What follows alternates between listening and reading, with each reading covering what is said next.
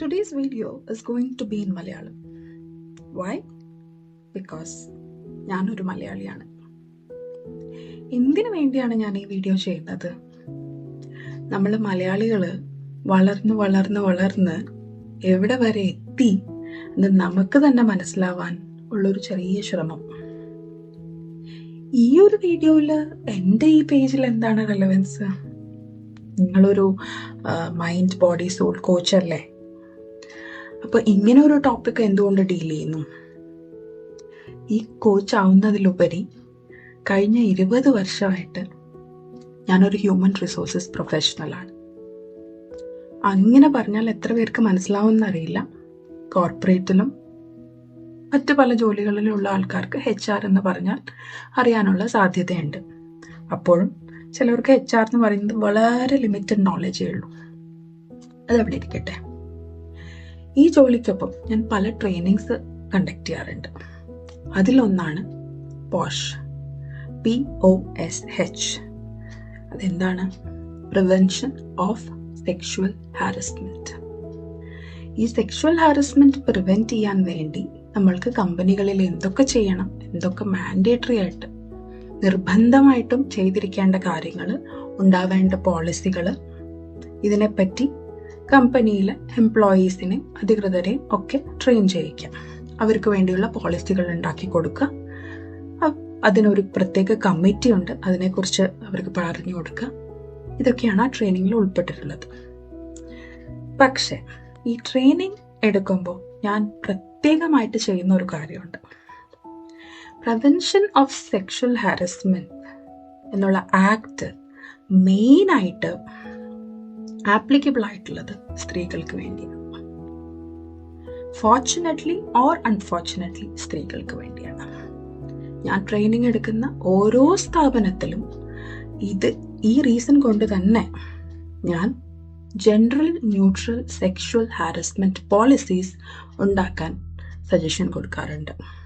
അല്ലെങ്കിൽ ആണുങ്ങൾ എന്തെങ്കിലും ഒരു പ്രശ്നം ഫേസ് ചെയ്താൽ അവർക്ക് പരാതിപ്പെടാൻ ഒരിടം ഇല്ലാതാവും. അവരെ പ്രൊട്ടക്റ്റ് ചെയ്യുന്ന ലോസ് ഇല്ലാണ്ടാവും. ഇപ്പോൾ ഈ ടോപ്പിക്കിനെ കുറിച്ച് സംസാരിക്കാനുള്ള റെലവൻസ് എന്താണ്? ഇന്നലെ കേരളത്തിൽ നടന്ന ഒരു സംഭവം. ഒരുവിധം നിങ്ങൾക്ക് എല്ലാവർക്കും അറിയുമായിരിക്കും ഞാൻ എന്തിനെ കുറിച്ചാണ് സംസാരിക്കുന്നത്. വളരെ വേദനിപ്പിക്കുന്ന ഒരു മരണം. ഒരു മിഡിൽ ഏജ്ഡ് പേഴ്സൺ തനിക്ക് അനുഭവപ്പെട്ട ഒരു ഇൻസൾട്ട് അല്ലെങ്കിൽ ഹ്യൂമിലിയേഷൻ താങ്ങാൻ സാധിക്കാതെ ഇത്രയും പ്രായമുള്ള ഒരു അച്ഛനും അമ്മയ്ക്കുള്ള ഒരേ ഒരു മോൻ സൂയിസൈഡ് വരെ ചെയ്യാൻ നിർബന്ധിതനാകപ്പെട്ട ഒരു സംഭവം. എന്തായിരുന്നു ആ സംഭവം? ഒരു so called social media influencer അല്ലേ? ഇന്നത്തെ കാലത്ത് വളരെയധികം ദുരുപയോഗം ചെയ്യപ്പെടുന്ന വാക്കുകളാണ് social media influencer, viral video, harassment, abuse, victim, mental health, therapy, ഇതൊക്കെ. അപ്പൊ ഈ സോഷ്യൽ മീഡിയ ഇൻഫ്ലുവൻസർ ചെയ്തത് എന്താണ്? ഈ വ്യക്തിയുടെ വീഡിയോ അവരുടെ പെർമിഷൻ ഇല്ലാണ്ട് ഒരു പബ്ലിക് പ്ലേസിൽ, അതായത് ഒരു ബസ്സിന്റെ ഉള്ളിൽ ഷൂട്ട് ചെയ്ത് അവർക്ക് തോന്നിയ ഫീലിങ്സോടുകൂടി അവരത് പോസ്റ്റ് ചെയ്തു. And what is more shocking is ഇവരൊരു സൈക്കോളജിസ്റ്റ് ആണത്രേ, ഒരു സൈക്കോളജിക്കൽ കൗൺസിലർ ആണത്രേ. അപ്പോൾ ഈ ലൈസൻസ് കൊടുക്കുന്ന അതോറിറ്റീസ് കുറച്ചും കൂടി ശ്രദ്ധിക്കേണ്ടിയിരിക്കുന്നു. ഈ ലൈസൻസ് യൂസ് ചെയ്തിട്ട് ആൾക്കാർ എന്താണ് ചെയ്യുന്നത് എന്നും എത്ര ജെന്യുവിൻ ആയിട്ടുള്ള സൈക്കോളജിസ്റ്റുകൾ നമ്മുടെ ഇടയിൽ ഉണ്ട് എന്നുള്ളതും നമുക്കിപ്പോൾ ഒരു ക്വസ്റ്റ്യൻ മാർക്കാണ്. ഇന്നലത്തെ അതേ ദിവസമാണ് ഇന്ത്യയിൽ വേറൊരു കോടതി ഒരാളെ ഒരു ക്രൈമിന് കൺവിക്ട് ചെയ്തത്. കഴിഞ്ഞ വർഷം ഓഗസ്റ്റില് ഒരു ടീനേജ് ഡോക്ടർ കൊൽക്കത്തയിൽ ഭയങ്കര മോശമായിട്ട് റേപ്പ് ചെയ്ത് മർഡർ ചെയ്യപ്പെട്ടിരുന്നു. അതിന്റെ വിധി വന്നത് ഇന്നലെയായിരുന്നു. അതിലുള്ള ഒരു കൺവിക്റ്റിനെ ഒരു പയ്യനെ കൺവിക്റ്റ് ചെയ്തതും ഇന്നലെയായിരുന്നു. ഈ രണ്ട് ന്യൂസുകളിൽ നിന്നും നമുക്ക് വളരെ ക്ലിയർ ആയിട്ട് മനസ്സിലാവുന്നത് എന്താണ്? ആണുങ്ങളുടെ ഇടയിലും പെണ്ണുങ്ങളുടെ ഇടയിലും there are good men, there are bad men, there are good women, there are bad women. And ഒരു സിറ്റുവേഷൻ നമ്മളെ എങ്ങനെ വളച്ചൊടിച്ച് നമ്മുടെ കൺവീനിയൻസിന് അത് നമ്മളെ വീഡിയോ വൈറലാക്കാൻ, നമ്മുടെ സോഷ്യൽ മീഡിയ പ്രസൻസ് കൂട്ടാൻ, നമ്മൾ പലരെയും പാഠങ്ങൾ പഠിപ്പിക്കാൻ വേണ്ടി എന്ത് ചെയ്യുന്നു എന്നതിൻ്റെ അടിസ്ഥാനത്തിലാണ് ഒരാളുടെ ജീവൻ ഇരിക്കുന്നത്. വെരി സിംപ്ലി പുട്ട്, നമ്മുടെ ഒരു നാക്കിൻ്റെ അല്ലെങ്കിൽ നമ്മുടെ ഒരു അക്ഷരത്തിൻ്റെ ബലത്തിലാണ് ഒരാളുടെ ജീവൻ ഇരിക്കുന്നത്. നമ്മൾ പണ്ട് കേട്ടിട്ടുള്ളൊരു കഥയുണ്ട്. ഒരു കുട്ടി പുലി വരുന്നേ എന്ന് പറഞ്ഞുകൊണ്ടിരുന്നിട്ട് ആദ്യത്തെ പ്രാവശ്യം ആൾക്കാരെ ഹെൽപ്പ് ചെയ്യാൻ വന്നു, രണ്ടാമതും വന്നു, മൂന്നാമത് ശരിക്കും പുലി വന്നപ്പോൾ ഒരാളും ഹെൽപ്പ് ചെയ്യാൻ വന്നില്ല. കാരണം ആ കുട്ടിയെ വിശ്വസിക്കാൻ അവിടെ ആരും ഉണ്ടായിരുന്നില്ല. ഈ നടക്കുന്ന കാര്യങ്ങൾ ആരെയാണ് ആക്ച്വലി എഫക്റ്റ് ചെയ്യാൻ പോകുന്നത്? ജെനുവിനായി ഹെറസ്മെന്റ് എന്നുള്ള കാര്യം അനുഭവിക്കുന്ന ഒരുപാട് പേരുണ്ട് ഇന്നും നമ്മുടെ ലോകത്തിൽ. അവരെയാണ് ഇങ്ങനത്തെ കാര്യങ്ങൾ എഫക്റ്റ് ചെയ്യാൻ പോകുന്നത്. ശരിക്കും ഒരു സ്ത്രീ ബുദ്ധിമുട്ടാണെങ്കിൽ ഇനി ആൾക്കാർ മടിക്കും അവരെ ഹെൽപ്പ് ചെയ്യാൻ. ശരിക്കും ഒരാൾ ബുദ്ധിമുട്ടാണെങ്കിൽ അവരെ ഹെൽപ്പ് ചെയ്യാൻ ഒരു സ്ത്രീയും മടിക്കും.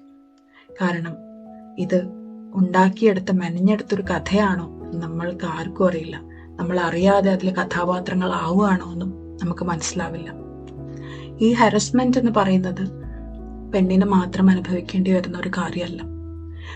ഞാൻ ഹ്യൂമൻ റിസോഴ്സസിൽ വർക്ക് ചെയ്ത സമയത്ത് എത്രയോ അനുഭവങ്ങൾ എനിക്കുണ്ടായിട്ടുണ്ട്. മലീഷ്യസ് കംപ്ലയിൻസ്, ഫാൾസ് കംപ്ലയിൻസ് ആണുങ്ങൾക്ക് എഗെയിൻസ്റ്റ് ഉണ്ടായിട്ട് നമ്മൾ അതിൻ്റെ എൻക്വയറി എല്ലാം നടത്തി വരുമ്പോൾ വെറുതെ അവരെ ഒരു പാഠം പഠിപ്പിക്കാൻ, അല്ലെങ്കിൽ പണ്ടുണ്ടായിരുന്ന ഒരു പേഴ്സണൽ പ്രോബ്ലം ഒന്ന് സോർട്ട് ചെയ്യാൻ അവരെ ഒന്ന് ഇത് നമ്മുടെ കയ്യിലുള്ള ആയുധമാണ്. ഹെറസ്മെന്റ് നമ്മുടെ കയ്യിലുള്ള ആയുധമാണ്. കാരണം most of the laws favour women എന്ന് മനസ്സിലാക്കി സ്ത്രീകൾ, ഇന്നത്തെ കാലത്ത് സ്ത്രീകൾ വളരെയധികം ദുരുപയോഗം ചെയ്യുന്ന ഒരു കാര്യമാണ്. നമ്മൾ നോക്കിയാലേ നമുക്ക് മനസ്സിലാവും. ആ ഇന്നലെ നടന്ന സംഭവത്തില് അതിന്റെ വീഡിയോ വളരെയധികം പ്രചരിക്കുന്നുണ്ട്. അതിൽ ഒരു സ്ത്രീ, ഈ വീഡിയോ എടുക്കുന്ന സ്ത്രീയുടെ മുഖഭാവം, അവരുടെ എക്സ്പ്രഷൻ, ഒരു അൺസോളിസിറ്റഡ് ടച്ച് അല്ലെങ്കിൽ ഒരു അൺവെൽക്കംഡ് ടച്ച് നമ്മുടെ ശരീരത്തിൽ ഉണ്ടായാൽ നമ്മൾ എങ്ങനെയായിരിക്കും റെസ്പോണ്ട് ചെയ്യുക? ആണോ പെണ്ണോ ആവട്ടെ, നമ്മൾ ആദ്യം നമ്മുടെ ബാഗിൽ നിന്ന് ഫോൺ എടുത്ത് വീഡിയോ എടുക്കുകയാണോ ചെയ്യാൻ? നമ്മൾ വളരെ മന്ദഹാസത്തോടു കൂടി ആ ആളെ നോക്കി ഫ്രെയിമിലാക്കി വീഡിയോ എടുക്കുകയാണോ ചെയ്യുക? അതോ ആ സിറ്റുവേഷനിൽ ഇമ്മീഡിയറ്റ്ലി മാറാനാണോ ശ്രമിക്കുക? ആ സിറ്റുവേഷനിൽ ഇമ്മീഡിയറ്റ്ലി നമ്മൾ വലിയാൻ നോക്കും. പിന്നെയും അത് തുടർന്നാൽ നമ്മൾ അവരോട് സംസാരിക്കും. നിങ്ങൾ ചെയ്യുന്നത്, especially in A public place, നമുക്ക് ചുറ്റും ഒരുപാട് ആൾക്കാരുണ്ട്, നമുക്ക് ആരുടെ ഹെൽപ്പ് വേണമെങ്കിലും എടുക്കാം.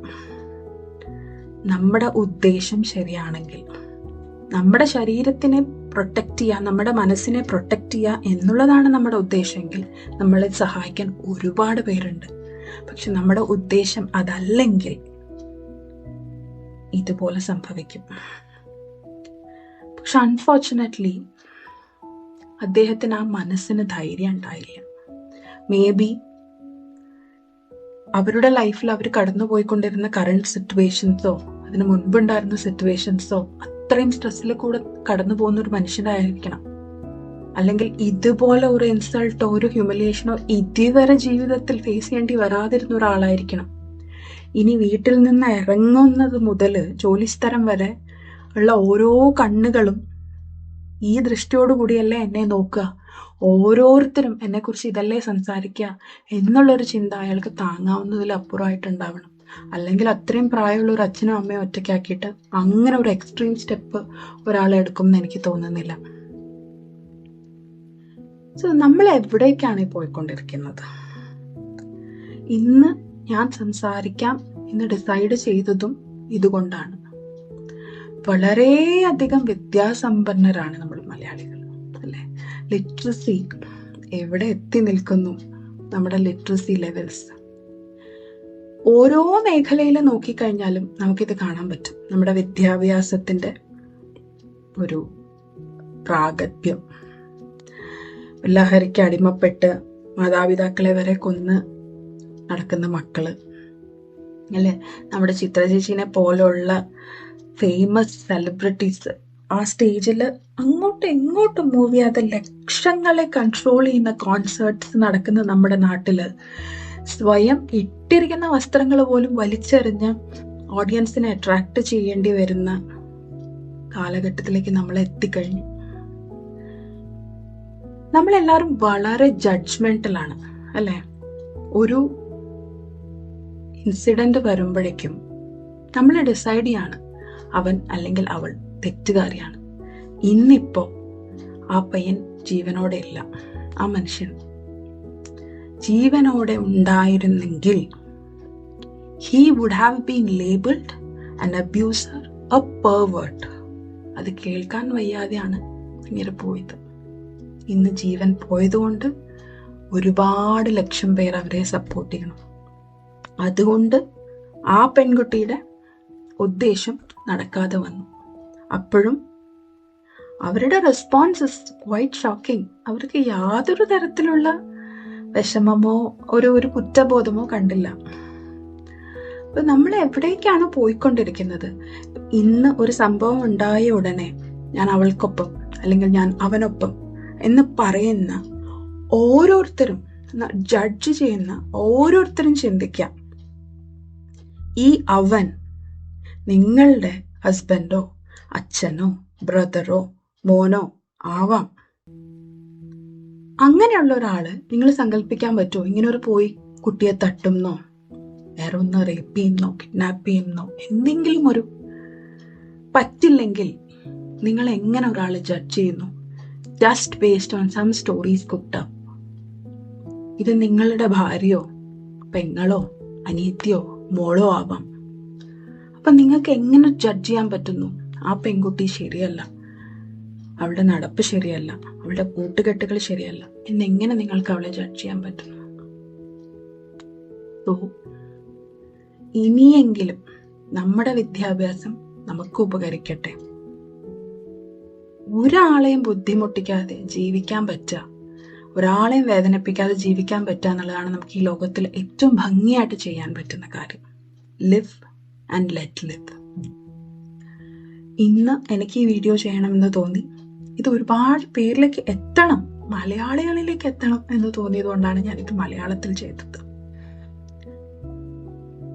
ആരിലേ എത്തിയിട്ടില്ലെങ്കിലും ഇത് എൻ്റെ തോട്ട്സ് ആണ്.